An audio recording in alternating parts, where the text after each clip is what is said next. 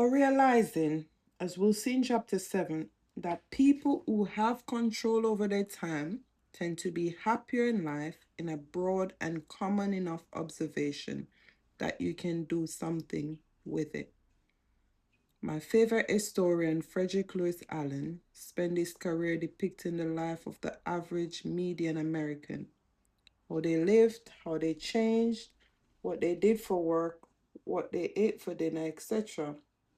There are more relevant lessons to take away from this kind of broad observation than there is a studying the extreme characters that tend to dominate the news. Bill Gates once said, "Success is a lousy teacher. It seduces smart people into thinking they can't lose." When things are going extremely well, realize it's not as good as you think. You're not invincible. And if you acknowledge that luck brought you success, then you have to believe in luck's cousin, risk, which can turn your story around just as quickly. But the same is true in the other direction.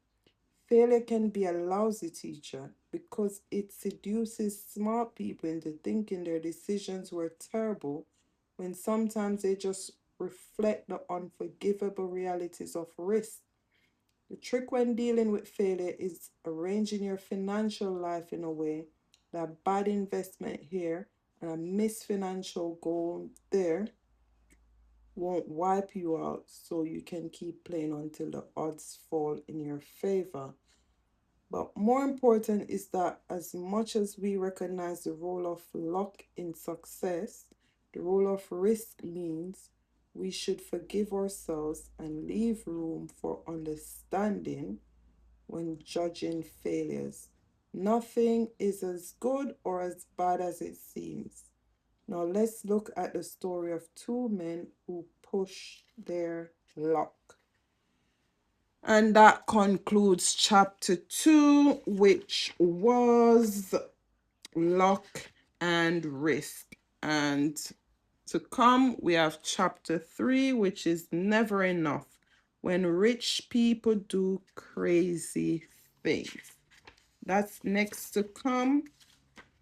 And we have chapter 4, a bit further on, which is confounding, compounding.